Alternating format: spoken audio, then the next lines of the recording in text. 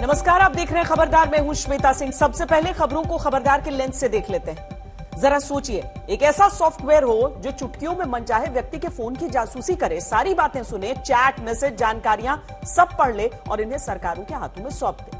16 media समूहों की साझा पड़ताल के बाद जारी रिपोर्ट में इस बात का दावा किया गया है कि इजरायली कंपनी एनएसओ के सॉफ्टवेयर पेगासस के जरिए दुनिया भर में रिपोर्टर्स, संपादक, नेताओं सहित सैकड़ों लोगों को अलग अलग सरकारों ने अपनी निगरानी की लिस्ट में रखा और उनकी जासूसी की। इन देशों में भारत भी शामिल है, ऐसा दावा किया गया है। जाहिर है, इस खुलासे के बाद एक राजनीतिक तूफान आ गया है।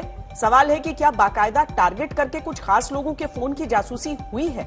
इस पर सरकार ने संसद में सफाई दी है और कहा है कि यह भारतीय लोकतंत्र को बदनाम करने की साजिश है। आखिर जासूसी के इस दावे का सच क्या है, यह आज समझने की कोशिश करेंगे। रिपोर्ट में भारत के अलावा Azerbaijan, Mexico, Morocco, Kazakhstan, Hungary, Saudi Arab, UAE और रवांडा की सरकारों की तरफ से जासूसी कराने की बात कही गई। आज खबरदार का फोकस इस बड़ी खबर पर रहेगा। इसके बाद आपको बताएंगे कि आसमान से लज्जा यानी शर्म की बारिश कैसे होती है। अगर आप घर के अंदर हो और खिड़कियों से बाहर बारिश को देखें तो सब कुछ खुशनुमा लगता है, लेकिन घर से निकलते ही यह फीलिंग सड़कों पर जमा बारिश के पानी में डूब जाती है। दिल्ली और मुंबई देश के सबसे बड़े और महत्वपूर्ण शहर हैं, लेकिन हर साल बारिश के मौसम में इन दोनों शहरों को लज्जा का अनुभव होता है। आज देश की राजधानी दिल्ली और आर्थिक राजधानी मुंबई की तस्वीरों में जलभराव वाले शर्म के लेवल को चेक करेंगे। इसके बाद आपको अफगानिस्तान ले चलेंगे। आज तक मौजूदा हालात में अफगानिस्तान जाकर रिपोर्टिंग करने वाला पहला चैनल है। अफगानिस्तान के हालात एक तरह से कूटनीतिक न्यूक्लियर बम जैसे हो गए, जिससे पूरा क्षेत्र अस्थिर हो गया है। 15 देशों ने बकरीद पर तालिबान से शांति की अपील की है। क्या तालिबान हथियारों से तौबा करेगा और भारत के दशकों पुराने अफगानी निवेश का अब क्या होगा? इसका जवाब आपको देंगे। साथ ही शुरू में ही आपको एक्स्ट्रा खबरदार भी कर देते हैं। कोरोना की तीसरी लहर की चेतावनी के बीच बच्चों की वैक्सीन पर तेजी से काम हो रहा है।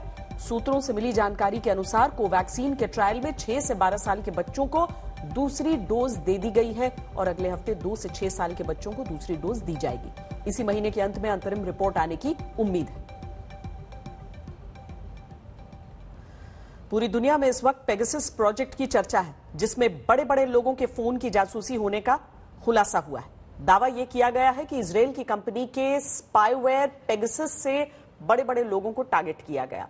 जासूसी सॉफ्टवेयर से इन लोगों के फोन की हर एक्टिविटी को मॉनिटर किया गया। जिन लोगों के मोबाइल नंबर को पेगासस से जासूसी करने के लिए सिलेक्ट किया गया था, उसकी एक बड़ी लिस्ट लीक हुई है। इसमें भारत के भी कुछ खास लोगों से जुड़े मोबाइल नंबर हैं। इन खास लोगों में पत्रकार हैं, नेता हैं, सामाजिक कार्यकर्ता हैं, जिनमें कुछ के नाम कल रात ही पता चले थे। लेकिन अब इस जासूसी कांड में नए खुलासे हुए हैं। कुछ नए नाम पता चले हैं जिनके मोबाइल फोन को इजरायली स्पाईवेयर पेगासस से टारगेट किए जाने का दावा किया गया। इस नई लिस्ट में सबसे बड़ा नाम राहुल गांधी का है, जिनके बारे में कहा जा रहा है कि उनके फोन को भी पेगासस से टारगेट करने के लिए सिलेक्ट किया गया था। इसमें खुद केंद्र सरकार के 2 मंत्रियों के नाम भी हैं, जिन्हें जासूसी के टारगेट के तौर पर चुना गया। इनमें नए आईटी मंत्री अश्विनी वैष्णव और केंद्रीय मंत्री प्रहलाद पटेल का नाम है। लिस्ट में ममता बनर्जी के भतीजे अभिषेक बनर्जी, पूर्व चुनाव आयुक्त अशोक लवासा, सुप्रीम कोर्ट के वकील प्रशांत भूषण, वायरोलॉजिस्ट गगनदीप कांग जैसे कई नए नाम हैं। इस बड़े खुलासे की टाइमिंग ऐसी है कि आज ही संसद का मॉनसून सत्र शुरू हुआ और विपक्ष ने पहले दिन ही इसे बड़ा मुद्दा बना लिया। खासतौर पर कांग्रेस बहुत आक्रामक है, क्योंकि राहुल गांधी की जासूसी होने का भी आरोप लगा है। इजरायल के जासूसी सॉफ्टवेयर के लीक डेटाबेस से भारत सरकार का क्या लेना देना है? सरकार इन आरोपों पर क्या जवाब दे रही है? किस तरह से खुद का बचाव कर रही है? ये सबसे पहले हम आपको बताते हैं।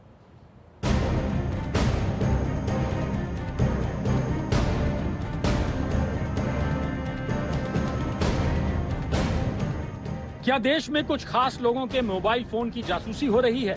क्या उनकी निजी जानकारियों पर नजर रखी जा रही है? क्या फोन पर उनकी बातें कोई तीसरा भी सुन रहा है? क्या उनकी चैट, उनके मैसेजेस को कोई तीसरा भी पढ़ रहा है? पेगासस प्रोजेक्ट्स के खुलासे से गंभीर सवाल उठे हैं। इसमें 300 भारतीयों के भी मोबाइल नंबर मिले हैं। दावा यह है कि इजरायली सॉफ्टवेयर पेगासस से इन नंबरों की जासूसी की गई, इन लोगों की गतिविधियों पर नजर रखी गई। पेगासस के जासूसी सॉफ्टवेयर से जिन लोगों के फोन की जासूसी का दावा किया गया, उनमें 40 से ज्यादा पत्रकार, 3 विपक्षी नेता, 2 केंद्रीय मंत्री, 1 जज का नाम बताया जा रहा है। कल देर रात ये खुलासा हुआ। जासूसी का टारगेट बने कुछ लोगों के नाम पता चले तो सरकार पर गंभीर सवाल उठने लगे, गंभीर आरोप लगने लगे। इसी पर संसद में हंगामा मच गया।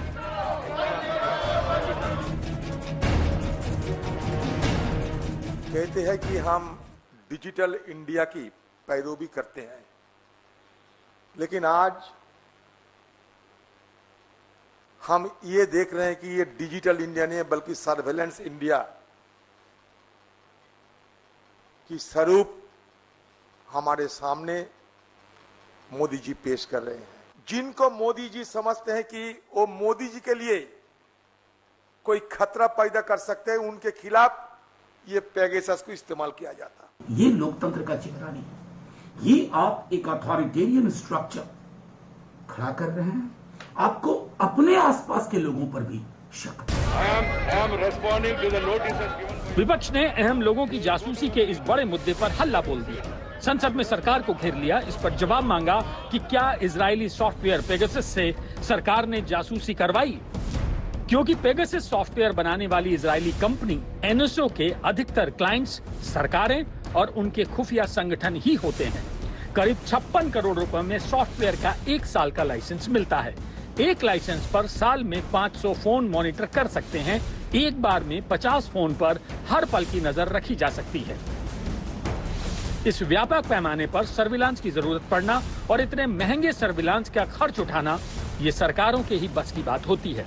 इसलिए विपक्ष सरकार से सवाल पूछ रहा है और गंभीर आरोप लगा रहा है।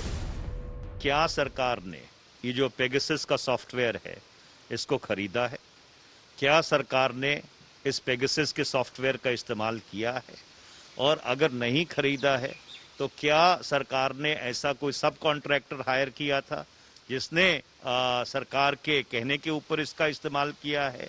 या जो कंपनी है जिसने पेगासस बनाया है एनएसओ, उससे भारत सरकार ने लीज पे लिया था या और किसी तरह से इसका इस्तेमाल किया गया है? सदन की गरिमा और परंपराएं। विपक्ष के तीखे हमलों के बीच जवाब देने के लिए नए आईटी मंत्री अश्विनी वैष्णव आए। जासूसी कांड पर अपने जवाब में सरकार ने 3 बड़ी बातें कही हैं। पहली बात ये कि पेगासस के इस्तेमाल पर पहले भी इस तरह के दावे खारिज हो चुके हैं, इसलिए ये भारत के लोकतंत्र को बदनाम करने की साजिश है। दूसरी बात ये कि पेगासस के डेटा लीक को सनसनीखेज बनाया गया, जबकि इसमें कोई दम नहीं। डेटा में किसी नंबर के होने का ये मतलब नहीं कि उसकी जासूसी की गई या हैक किया गया। तीसरी बात यह कि भारत में अवैध सर्विलांस संभव नहीं है।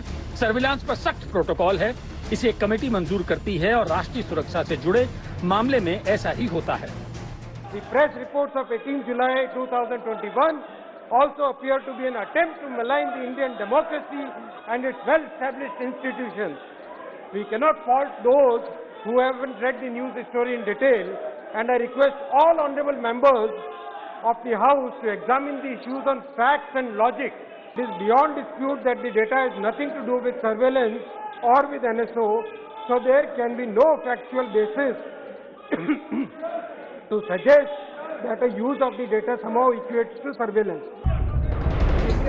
लेकिन सरकार की सफाई के बाद भी कांग्रेस ने जासूसी कांड पर अपने तीखे हमले जारी रखे। कांग्रेस ने सरकार से 6 सवाल पूछे।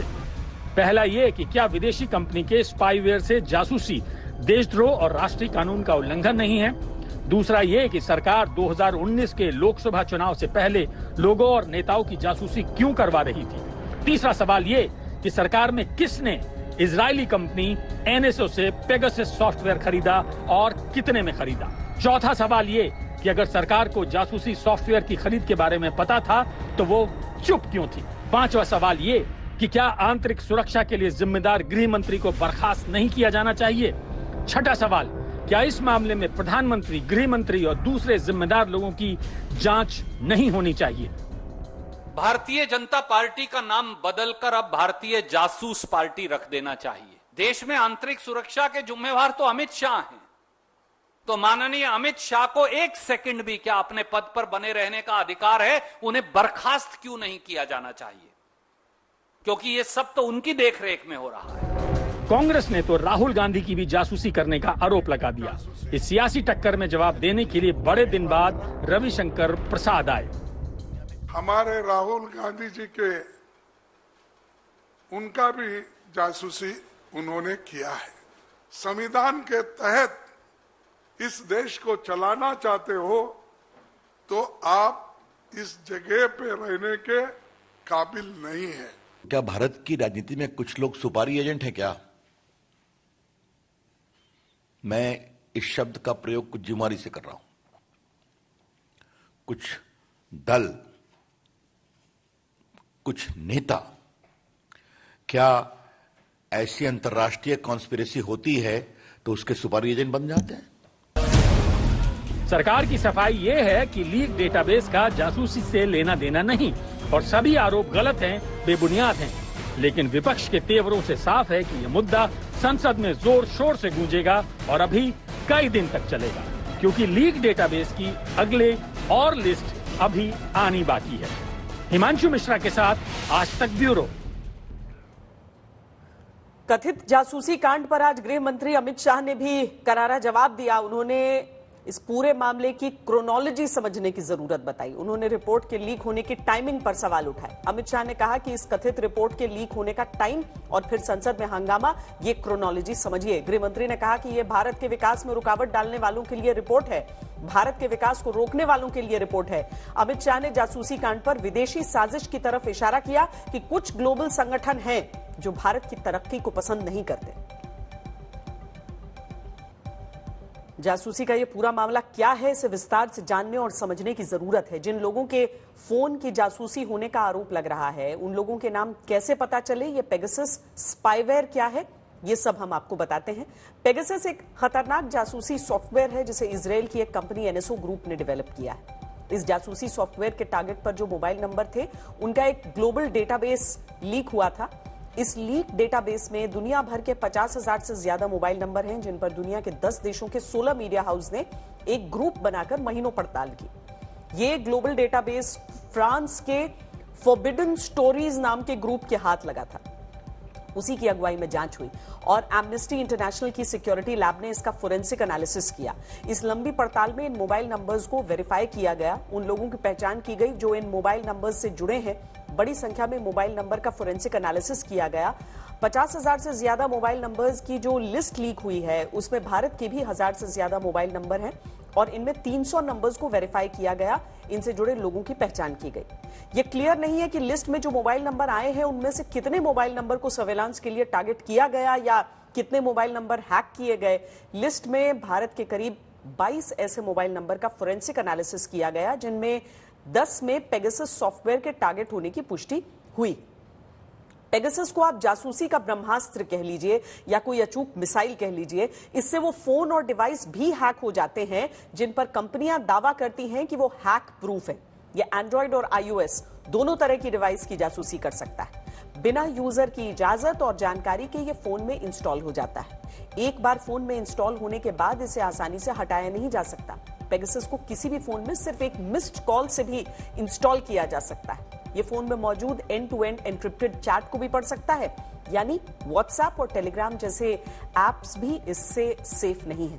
2 साल पहले 2019 में व्हाट्सएप ने बताया था कि उसके 1400 यूजर्स को पेगासस के जरिए टारगेट किया गया था। इनमें कई यूजर्स भारत के भी थे। ये स्पाईवेयर फोन की हर एक्टिविटी को मॉनिटर कर सकता है। कॉल लॉग्स हो, कॉन्टैक्ट्स हो, कैमरा हो, माइक्रोफोन रिकॉर्डिंग हो, मैसेज हो, लोकेशन ट्रैक करना हो, ये सब पेगासस के जरिए आसानी से पता लगाया जा सकता है। पेगासस सॉफ्टवेयर को खास तौर पर आतंकवाद के खिलाफ इस्तेमाल करने के लिए डेवलप किया गया था और इसे देश की सुरक्षा के नाम पर चुनिंदा देशों की कानूनी एजेंसियों को ही दिया जाता है। लेकिन जिस तरह से पेगासस कई बार विवादों में आया, जिससे इसका इस्तेमाल लोगों की जासूसी करने में किया गया, उससे दुनिया भर में गंभीर सवाल उठे। पेगासस स्पाईवेयर बनाने वाली इजरायली कंपनी एनएसओ ग्रुप भी यही कहता है कि सॉफ्टवेयर का मकसद आतंकवाद से लड़ना, नागरिकों की जान बचाना और राष्ट्रीय सुरक्षा करना है। पेगासस के दुनिया भर के करीब 50 देश क्लाइंट हैं, लेकिन अगर भारत के मोबाइल नंबर्स को इस सॉफ्टवेयर का टारगेट बनाया गया है तो ये कौन कर रहा है? जब इजरायली कंपनी से यह पूछा गया कि क्या उन्हें भारत में कोई कॉन्ट्रैक्ट मिला या भारत सरकार से जुड़ी किसी संस्था ने पेगासस सॉफ्टवेयर खरीदा, तो उन्होंने सीधा जवाब यह दिया कि वो अपने कस्टमर के बारे में नहीं बताते। लेकिन फिर भारत के मोबाइल नंबर उनके डेटाबेस में कैसे आए? इस पर इजरायली कंपनी का कहना है कि उनके पास कोई डेटा स्टोर नहीं होता, उनके पास कोई नंबर नहीं होता, ये सब उनके क्लाइंट्स के पास होता है। जासूसी के इस टूल का इस्तेमाल किस तरह से होता है, कैसे काम करता है ये, क्या इससे बचा जा सकता है, हमने एक्सपर्ट से इस पर बात की। वो कौन सी चीज है जो पेगासस स्पाईवेयर को सबसे ज्यादा पावरफुल बनाती है? वो है उसका जीरो डे एक्सपर्ट कॉन्फ़िगरेशन और उसका सोफिस्टिकेशन। अक्सर ऐसा होता है कि कोई भी स्मार्टफोन हो, चाहे वो एप्पल हो या एंड्रॉइड हो, उसमें नई फीचर अपडेट करने के लिए या इसका सिक्योरिटी जो है अपडेट करने के लिए नए नए फंक्शंस और नए नए कोड्स लिखे जाते हैं। लेकिन अक्सर ऐसा होता है कि उसके नए डेवलपमेंट में या फर्दर डेवलपमेंट के दौरान टेक्निकल रूप से उसकी कोडिंग में कुछ ऐसी खामियां छूट जाती हैं, ऐसी वल्नरेबिलिटीज और लूप होल्स छूट जाते हैं, जिसका इस्तेमाल करके हैकर्स उस पूरे फोन को हैक करके कंट्रोल कर सकते हैं। इस तरीके के जो खामियां हैं, लूप होल्स हैं, उसको दुनिया भर में बड़ी संख्या में यानी कि हजारों की संख्या में मौजूद सिक्योरिटी रिसर्चर्स पहचान कर उन डेवलपर्स को इन्फॉर्म करते हैं। जैसे कि एप्पल और गूगल्स को बड़ी संख्या में हर महीने खूब सारे सिक्योरिटी पैच जो लूप होल्स हैं उनकी जानकारी मिलती है। लेकिन कुछ केसेस में ऐसा भी है जिसमें बड़े बड़े पावरफुल सिक्योरिटी रिसर्चर्स कुछ लूप होल्स को पहचान कर उन्हें डेवलपर को सूचित नहीं करते, बल्कि उसका इस्तेमाल करते हैं। और ये लोग आमतौर पर पेगासस जैसे स्पाईवेयर बनाने वाले कंपनीज के अंदर शामिल भी होते हैं। इन तरह के एक्सपर्ट्स को इस तरह के जो लूप होल्स जो डेवलपर को रिपोर्ट नहीं किए गए हैं, उस तरह के जो लूप होल्स उन्हें कहा जाता है zero day exploits. Android users जब भी नया फोन खरीदने जाएं तो कुछ चीजों का विशेष ध्यान रखें। हमेशा स्टॉक एंड्रॉइड वाला फोन ही इस्तेमाल करें। उसके अलावा आपके फोन में जब भी कोई सॉफ्टवेयर अपडेट फ्लैश हो या गूगल प्ले स्टोर पर किसी ऐप का अपडेट फ्लैश हो तो उन ऐप्स को तुरंत अपडेट रखें। हमेशा वही फोन खरीदें जो आपको रेगुलर सिक्योरिटी अपडेट्स और सॉफ्टवेयर अपडेट्स देने की प्रॉमिस करती हो। उसके अलावा कभी भी एसएमएस के ऊपर आए किसी भी लिंक को सीधे आंख बंद करके खोलने से बचें। एप्पल आईफोन जो है वो अब तक के सबसे सिक्योर माने जाते हैं, लेकिन पेगासस जैसे सॉफ्टवेयर भी उसको अपना निशाना बना रहे हैं। तो ऐसी स्थिति में एप्पल आईफोन यूजर्स हमेशा अपने प्लेटफॉर्म यानी कि जो उनका फोन का जो सिस्टम सॉफ्टवेयर है उसको हमेशा अप टू डेट रखें। एनएसओ जो कंपनी है जिसने मैलवेयर बनाया है या बेचा है, वो ये कहती है हम सिर्फ सरकारों को बेचते हैं। तो ये बात तो शायद ये तय लग रही कि या तो ये भारत सरकार की किसी एजेंसी या किसी राज्य की एजेंसी या हो सकता है किसी विदेशी राज्य की सरकार ने भी ये किया हो। तो ये जो एक अजम्पशन है, ये मुझे लगता है इसके ऊपर बहुत डीप एक तरीके से इन्वेस्टिगेशन होना चाहिए। बात अफगानिस्तान की करते हैं, यहां हम आपको वहीं लिए चलते हैं जहां पर खूनी जंग छिड़ी हुई है। इस संघर्ष को कैमरे में कैद करने और वॉर जोन से सीधी खबर आप तक पहुंचाने के लिए आज तक की टीम कंधार पहुंच चुकी। आपको सीधे अफगानिस्तान से अशरफ वानी की सुपर एक्सक्लूसिव ग्राउंड रिपोर्ट दिखाते हैं। हम इस वक्त उस लड़ाई के मैदान में खड़े हैं जहां पर तालिबान और अफगान सेना आमने सामने हैं। दरअसल ये शहर का बाहरी इलाका है और आप यकीन कर लीजिए कि शहर के इस इलाके के बाद पूरा जो नियंत्रण है इस अफगानिस्तान के इस सूबे का वो तालिबान के हाथ में। जो सड़क काबुल से यहाँ आती है, जिस पर अभी आप देख रहे हैं जो गाड़ियाँ चल रही हैं, दरअसल इस सड़क का अधिकतर हिस्सा जो है वो तालिबान के कब्जे में है।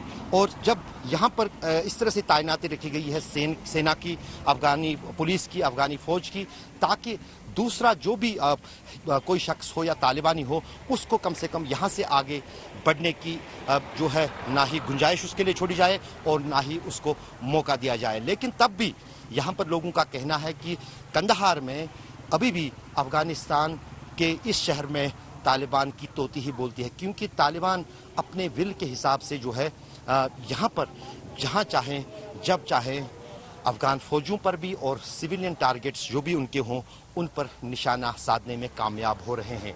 इसके पीछे बहुत महत्वपूर्ण कहानी ये है क्योंकि कंदहार से काफ़ी जो है रिश्ता रहा है तालिबान का।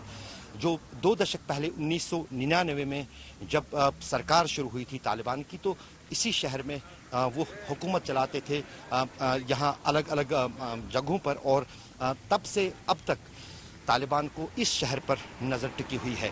पिछले कुछ दिनों के दौरान जिस अंदाज से इस कंदहार के इस शहर में लड़ाई छिड़ी हुई है, उससे साफ है कि यहाँ पर किस पल क्या हो और कब कौन सी करवट ये सोबा जो है इस देश का बदलेगा, उस पर अंदाजा लगाना भी काफ़ी मुश्किल है। दरअसल इसके पीछे एक महत्वपूर्ण कहानी ये है, ये जो जेल आप देख रहे हैं यहाँ पर कंधार का सबसे बड़ा जेल है और माना जाता है कि अफगानिस्तान में जितने भी तालिबान जंगजुओं को गिरफ्तार किया है अफगान फौज ने या अफगानियों के हिरासत में है, उसमें से ज़्यादातर इसी जेल में है।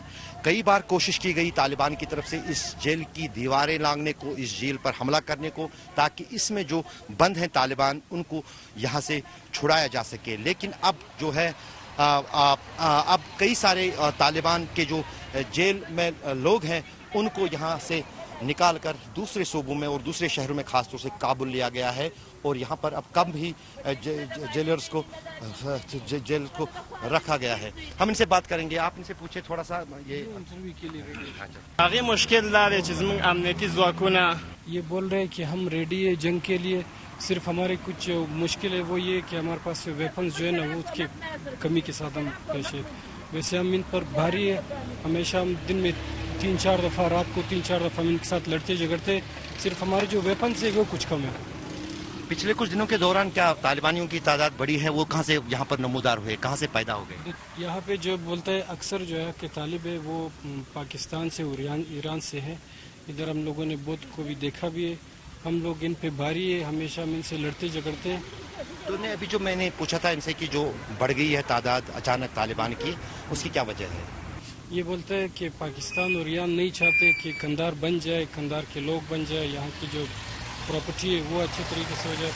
तो इसी खातिर ये लोग इसी ज़्यादा तादाद में इसी खातिर आ गए कि कंधार को ख़राब कर दिया सर। ये दरअसल यहाँ पर कहानी है कंधार के शहर में। हम देख सकते हैं यहाँ पर आम लोग भी हैं, बच्चे भी हैं। हम ये बच्चे समझते हैं, ये अफगानी बात करते हैं उर्दू। ये बोल रहे हैं कि 14 साल में इधर नौकरी करती थी। अभी बोलता है ये जो लड़ाई झगड़े ज्यादा हुए मेरे घर में तालिबान है, मैं अपने घर नहीं जा सकता हूँ, बहुत से लोग शहीद हो गए। ये बोलता है इस लड़ाई के दौरान मेरा एक बेटा था जो कुछ दिन बाद उसकी शादी होने वाली थी, तालिबान ने आकर हमारे घर पे जो अटैक किया, यहाँ के जो लोगों पर अटैक किया है, तो उसी अटैक के दौरान मेरा बेटा जो था कुछ दिन बाद उसकी शादी थी वो भी शहीद हो गया है, मेरा जो खावन था या पति था इसका वो भी शहीद हो गया। ये बोलता है कि पुलिस जो है ना। आप कहाँ कितना दूर रहते हैं आप यहाँ से? सैफुल्ला था। ये बोलते थे कि कुछ दिन से पहले जो इधर लड़ाई है ना, इधर कोई नहीं जा सकता है, इधर पीछे से तालिबान है। मैं गया था उधर, मेरे कपड़े भी फाड़ दिए उन लोगों ने, उधर लड़ाई झगड़े बहुत है। ये तो ये कहानी है इस शहर में, उस जगह पर जहाँ पर कुछ लोग जो हैं अपने गाँव से भाग के आए हैं।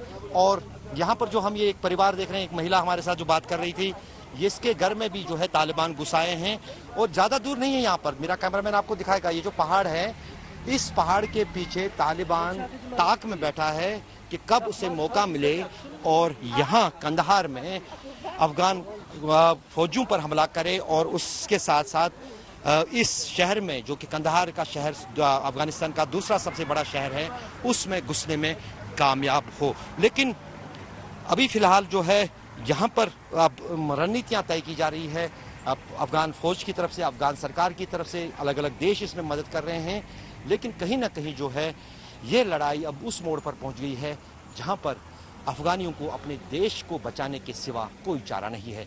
तारिक लोन के साथ अशरफ वानी, कंधार, आज तक। अशरफ वानी खबर लाने के लिए कहीं भी जाते हैं, पीओके से एक्सक्लूसिव खबरें आज तक वही लेकर आए हैं। और यहां देखिए अफगानिस्तान में उनकी रिपोर्टिंग। अब हम आपको वो तस्वीरें दिखाने जा रहे हैं जैसी तस्वीरें आपने पिछले साल भी देखी थी।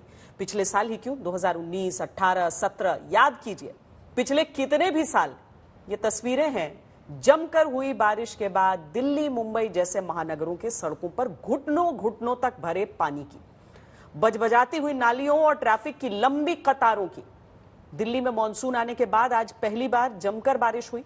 जोरदार बारिश का इंतजार तो दिल्ली एनसीआर के लोगों को जरूर था, लेकिन जोरदार बारिश क्या हुई, हर साल की तरह जोरदार आफत बरस गई।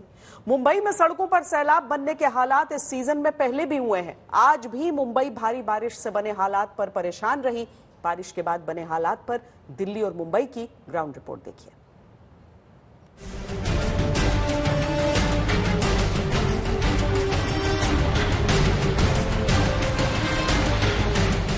हाय दिल्ली, तेरी यही कहानी, मांगे बरखा तो सड़कों पर घुटनों तक पानी।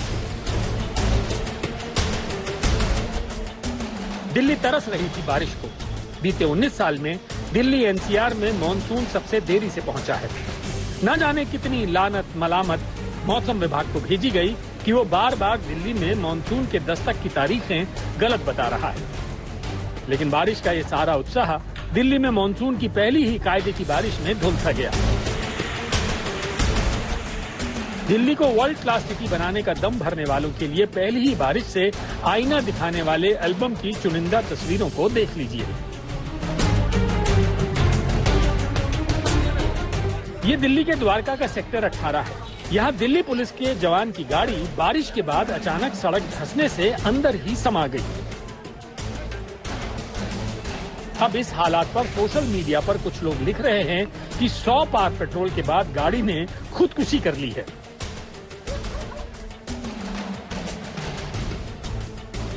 सड़क का कचूमर एक बारिश में निकला। सोचिए उस अंडरपास की जिसके उद्घाटन पर विकास की नई इबारत लिखे जाने के भाषण दिए गए होंगे। ये दिल्ली के प्रहलादपुर का अंडरपास है, जहां से एक बस पानी के बीच से पार होने की हड़बड़ी में फंस ही गई। इस वक्त मैं दिल्ली के पुल प्रहलादपुर अंडरपास पर मौजूद हूं और आप देख सकते हैं जो ये पूरा अंडरपास है पूरी तरीके से बंद हो चुका है।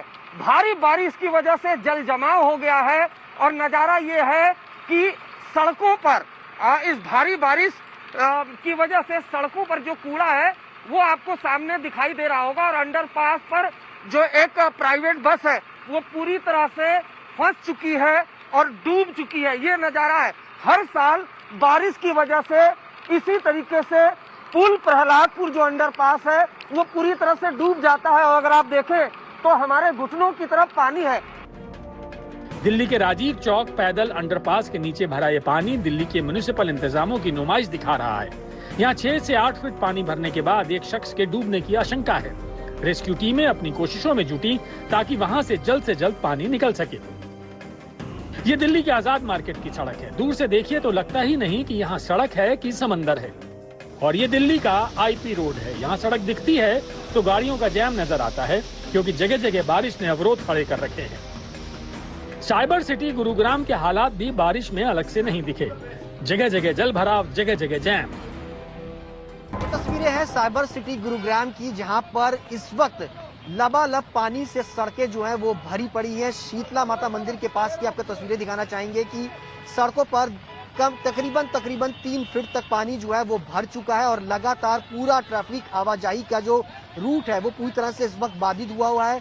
लगातार लोगों को इस जो पानी जो जल भराव इस पूरे एरिया के अंदर हुआ है। आप तस्वीरें देख सकते हैं कि किस तरीके से लगातार जो गाड़ियां हैं उनके पूरे जो व्हील्स हैं वो पूरी तरह से डूबे हुए हैं। ये बीएमसी के कांदीवली की बेसमेंट पार्किंग है, जहां 400 गाड़ियां पानी में डूबी हुई दिख रही हैं। बेसमेंट में शनिवार से ही पानी घुस रहा है और अब वहां हालात ऐसे हैं। मुंबई में बारिश के चलते जगह जगह पर तबाही मच रही है। इस वक्त हम मुंबई के कांदीवली इलाके में मौजूद है और ये बीएमसी का पार्किंग स्पेस है। ये एक पेन पार्क है। ये बेसमेंट पे यहाँ पर बीएमसी ने बनाया हुआ पूरा पार्किंग है। यहाँ पर पिछले 48 घंटों से पूरा ये जो पेन पार्क है बेसमेंट पूरी तरीके से पानी के अंदर डूब चुका है। ये जो सोसाइटी है ऊपर, इस सोसाइटी ने बाजू में जो प्लॉट था वो प्लॉट पर कंक्रीट किया है। वहाँ पर मेजर नाला है लेकिन इन्होंने इलीगल तरीके से ये नाला पैक किया है। जो सतह पे पानी है वो पानी ऊपर आ गया है। उसके फ्लड सिचुएशन होकर ये पानी पार्किंग में आ गया। कंटिन्यू आज 5 सालों से यही खड़ी होती है। हमेशा बेसमेंट पार्किंग में 1000 रुपए और 2000 रुपए पार्किंग का पे करते हैं। बाढ़ आई तो बीएमसी की पार्किंग के बाद समंदर में खुले नवी मुंबई के पुलिस थाने के दर्शन भी कर लीजिए। पुलिस थाने में घुसा पानी व्यवस्था को चुल्लू भर पानी में डुबोने के लिए काफी है, लेकिन व्यवस्था है कि बारिश, जल जमाव, गंदगी से मानो अब उसे कोई फर्क नहीं पड़ता। सड़कों पर भरा पानी, डूबी हुई रेल पटरियां, ये सब सालाना एपिसोड की तरह दिखने लगे हैं। दिल्ली, मुंबई जैसे शहरों में ड्रेनेज सिस्टम ऐसे होने चाहिए कि चंद घंटों की बारिश से फर्क नहीं पड़े। इस वक्त हम हैं अंधेरी सबवे पर और यहाँ आप देख लीजिए कि काफी सारा जो सड़क है वो बंद किया हुआ है। लोगों को कहा जा रहा है कि वो यहाँ नहीं आए। ये जो सबवे है, सबवे का हाल आप देख लीजिए इस वक्त इस तरह का है कि ट्रैफिक डाइवर्जन पूरा बंद कर दिया गया। हालांकि सबसे अच्छी बात ये है कि पानी जो है वो सबवे के नीचे है, इसलिए जो रेलवे ट्रैक्स हैं वो उन पर कोई असर नहीं पड़ा है। दिल्ली के ड्रेनेज सिस्टम में खामियां हैं, लेकिन क्या जल जमाव जैसी स्थिति से देश की राजधानी को बचाने के लिए कोई उपाय नहीं किया जा सकता?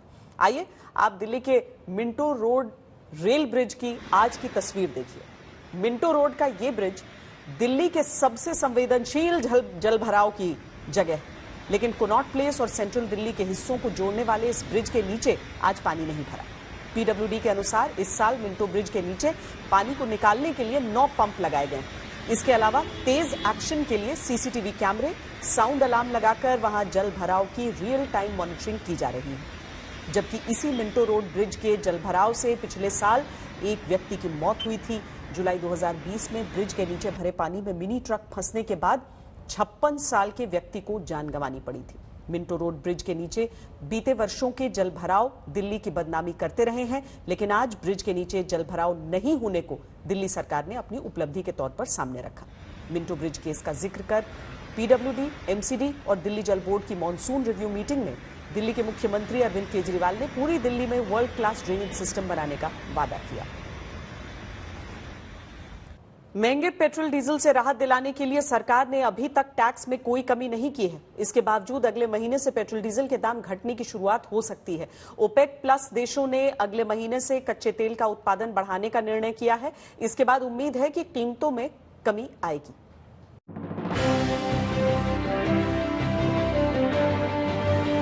पेट्रोल और डीजल की आसमान छूती कीमतों से आने वाले कुछ दिनों में लोगों को राहत मिल सकती है, लेकिन इस कमी के लिए सरकार ने कोई कोशिश नहीं की है। आरबीआई समेत आम लोगों के बार बार गुहार लगाने पर भी सरकार नहीं पसीची और टैक्स में कमी का रास्ता केंद्र या राज्य सरकारों ने नहीं अपनाया। दरअसल इस संभावित गिरावट के अनुमान की वजह ओपेक प्लस देशों का अगस्त से ऑयल सप्लाई बढ़ाने का फैसला है।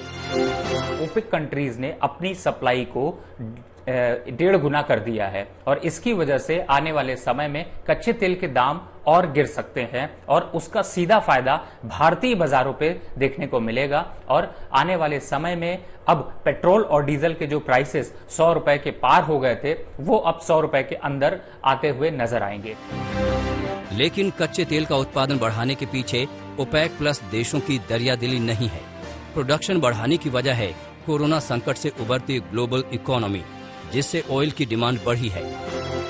अभी तक सीमित उत्पादन के चलते इंटरनेशनल मार्केट में कच्चे तेल का भाव 2.5 साल के उच्चतम स्तर पर पहुंच गया है। बीते हफ्ते कच्चे तेल का क्लोजिंग भाव 73 रुपए 14 पैसे प्रति डॉलर बैरल रहा, जबकि जुलाई में $78 प्रति बैरल तक के स्तर पर पहुंच गया था। 3 महीने तक लगातार बढ़ने के बाद जुलाई में कच्चे तेल में करीब 2% की गिरावट आई है। रविवार की बैठक में फैसला लिया गया है कि ओपेक प्लस देश मिलकर अगस्त से हर महीने रोजाना 4 लाख बैरल प्रोडक्शन बढ़ाएंगे, यानी सितंबर में मौजूदा उत्पादन के मुकाबले 8 लाख बैरल रोजाना प्रोडक्शन बढ़ेगा। इस कैलकुलेशन के हिसाब से रोजाना आधार पर अक्टूबर में 12 लाख बैरल, नवंबर में 16 लाख बैरल रोजाना और दिसंबर में 20 लाख बैरल प्रोडक्शन रोजाना आधार पर ज्यादा होगा। यानी अगस्त से कच्चे तेल की कीमतों में गिरावट की शुरुआत हो सकती है। हालांकि इस बढ़ी हुई सप्लाई में गिरावट का असली अंदाजा डिमांड के बाद ही तय होगा।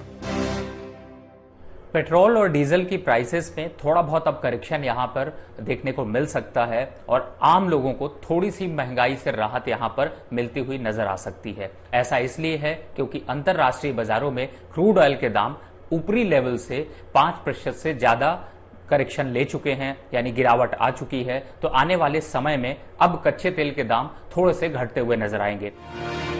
उत्पादन में इस बढ़ोतरी को लेकर ओपेक प्लस देशों में काफी समय से मंथन चल रहा था, लेकिन यूएई और सऊदी अरब के बीच सहमति के बाद ही प्रोडक्शन बढ़ाने पर फैसला किया गया है। यूएई की मांग के मुताबिक प्रोडक्शन में बढ़ोतरी का मौका सभी देशों को दिया गया है। आज तक ब्यूरो। आने वाले समय में शॉपिंग के लिए लोगों को बाजार जाने की जरूरत नहीं होगी। सरकार सभी ई कॉमर्स कंपनियों, दुकानदारों, व्यापारियों और मैन्युफैक्चरर्स को एक प्लेटफॉर्म पर लाने की तैयारी कर रही है। इस ओपन डिजिटल मार्केट प्लेस पर ग्राहकों को चुटकियों में बेस्ट प्राइस की डील मिला करेगी। घर बैठे ऑर्डर करना, घर बैठे ही सामान की डिलीवरी मिल जाना, बाजार जाने के झंझट से छुटकारा और कम कीमत में मनपसंद सामान मिल जाना, ये कुछ ऐसी खूबियां हैं जिन्होंने देश में ऑनलाइन शॉपिंग को लोकप्रिय बनाया है। अब इन खूबियों के साथ ही ऑनलाइन शॉपिंग पहले से ज्यादा आसान और मुमकिन है कि सस्ती भी हो सकती है। इस उम्मीद की वजह है DPIIT का open network digital commerce platform. हाल ही में विभाग ने इसे लॉन्च करने का ऐलान किया है। इसके आ जाने के बाद एक ही प्लेटफॉर्म पर सभी ऑनलाइन सेलर्स का सामान बिक्री के लिए मौजूद होगा।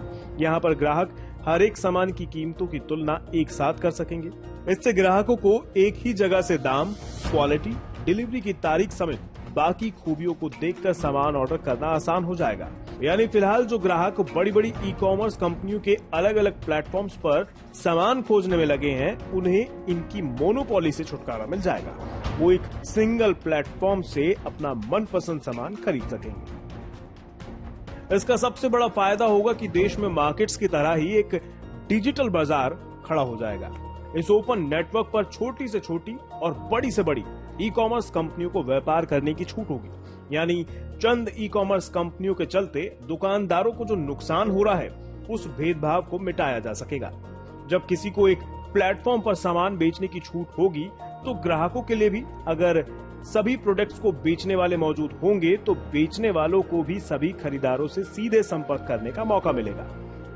इस सिस्टम के कामयाब होने से अर्थव्यवस्था को बड़ा फायदा होगा। इसकी वजह है कि फिलहाल ई-कॉमर्स का कारोबार जो सीमित दायरे में आगे बढ़ रहा है, उसका जोरदार विस्तार होगा। फिलहाल देश में करीब 4000 से ज्यादा छोटी बड़ी ई-कॉमर्स कंपनियां हैं। वहीं करीब 500 से ज्यादा लॉजिस्टिक कंपनियां हैं जो सामान ग्राहकों तक पहुंचाती हैं। 20,000 से ज्यादा ऐसी कंपनियां हैं जो ई-कॉमर्स के जरिए ट्रैवल, होटल, दवाइयां, उपकरण, अस्पताल, beauty salon, health club, gym, restaurant, खाद्य सामग्री और दूसरी सेवाएं दे रही हैं। इसके अलावा लाखों लोगों के रोजगार का जरिया भी ई-कॉमर्स ही है। लेकिन ओपन नेटवर्क के आते ही इस संख्या में कई गुना इजाफा हो जाएगा। इससे ई-कॉमर्स कंपनियों में एकाधिकार से नुकसान उठा रहे MSME और छोटे व्यापारियों को बड़ा फायदा मिलेगा। ब्यूरो रिपोर्ट, आज तक।